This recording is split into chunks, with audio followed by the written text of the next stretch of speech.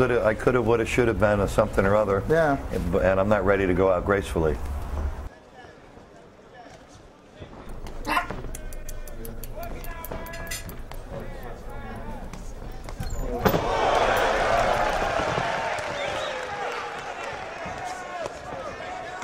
Toronto's pretty much a wrestling town, you know. Is it? Real I had no active idea. Wrestling town, yeah.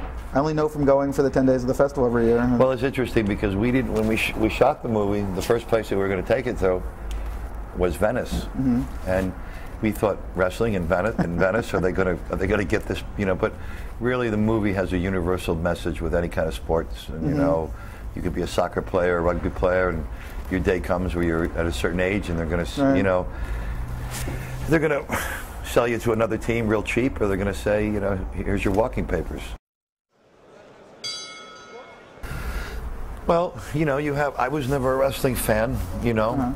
I mean, now I watch it differently. You know, I was a professional boxer, and I had a lot of respect and integrity for my sport, and there's not a prearranged outcome most of the time, and most all of the time. And this I sort of looked down on until the first 3 months of wrestling practice, where I ended up in the hospital, I think, with going for 3 MRIs in 2 months, because I had a guy, big cat something or other, picking me up over his head, slamming me down. I went, shit, this is supposed to be make-believe. And my elbow go out. You think he was trying to prove something to you, or were you? Well, no, he was doing it. We were working with the stunt coordinator, choreographing it. But you do get hurt, which I didn't realize. You know, you fly over those ropes. There's not a mat there. You're flying into metal chairs. And what I realized is the wrestlers, as entertainers, because they have to trust and work off one another, they feed off the adrenaline of the audience. And if these wrestling matches these days is big business, there's 70,000 screaming crazy fans there, and so the wrestlers will go that extra mile to do a flip off the post, and let's say maybe 40% of the time they'll land where they don't hurt themselves, but that other 60% of the time they're injuring themselves. And what we noticed when we met a lot of the older wrestlers, they couldn't even tie their shoes. You know? Well, have you seen the movie Beyond the Rope, Beyond the Mat? Yeah. Beyond the Velvet Rope? No, there's a movie called Beyond the Mat, about older wrestlers, Jake the Snake Roberts. Yeah, I probably saw it. I mean, I saw my share of wrestling movies. It was a documentary about 5 years ago, and it was, you know, they're all crippled, essentially. Crippled, yeah. I mean, the Sheik, all of them, yeah. Completely falling apart.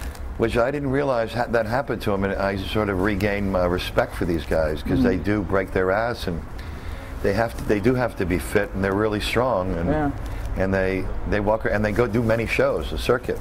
Yeah. Not just what you see on TV. Yeah. It's like the rock stars, they make their money on the circuit more than they do on TV. Yeah, and then there is that time where you reach a certain age and you're not really old for life, but for wrestling, they'll put you on the second tier, or you're not wrestling in Madison Square Garden anymore. Yeah. And Randy's at a point where he wants that one more shot again, and that's like his illusion, because it ain't gonna happen. Is there anything that's, have you done anything as physically challenging as in a movie, or emotionally challenging? No. This movie broke my ass. I mean, when I met Darren Aronofsky, I heard a lot about him. I heard he was a really smart man, and he has got a very large brain. He's uncompromising, he's relentless, he's tough as nails, and he doesn't take any crap. And he's intelligent enough to work with the actors differently to bring it out. He knew how to push my buttons and to get the most out of me, and that was excruciating. I would do a take, and I thought it was really a good one, and he'd say, "Come here." So he said, "I want you to really bring it." I said, "Didn't I just bring it? He said, bring it better." Then I do it, and he'd repeat. Then another time, "Come here, bring it, Mickey, bring it." And he was like, I mean, I had my trainer literally. I lived on a three-floor walk up in Tribeca at the time. Every night, I had this Israeli trainer from was in the army. He was really strict with me. Got me 30 pounds. I had to put on a muscle. We did 3 hours of workouts every day, and after wrestling practice, he literally would push me from behind up the 3 flights. And then in the morning, because my knees were shot, he would have to take my arm and walk me down the stairs because my knees were shaking. Yeah, I know. And are your knees shot anyway, or? My knees were shot from football in high school. I tore ACL. And man, that happened back again. Now to this day, when I had to walk up on stage yesterday, you know, it's like from the boxing, I have some injuries. It's like my equilibrium's a little bit off, so I can walk upstairs okay, but walking downstairs is quite an event. Or if I'm on a discotheque, it's like I have to stand with my legs a little bit apart, otherwise my balance. And it's funny because somebody one time told me, you know how you can tell an old fighter who's had a lot of battles is look at them standing in the gym. They'll all be standing like this. To keep their... Because if they're like this, they're all over the place. And when it happened to me, I went, whoa, that wasn't supposed to happen to me.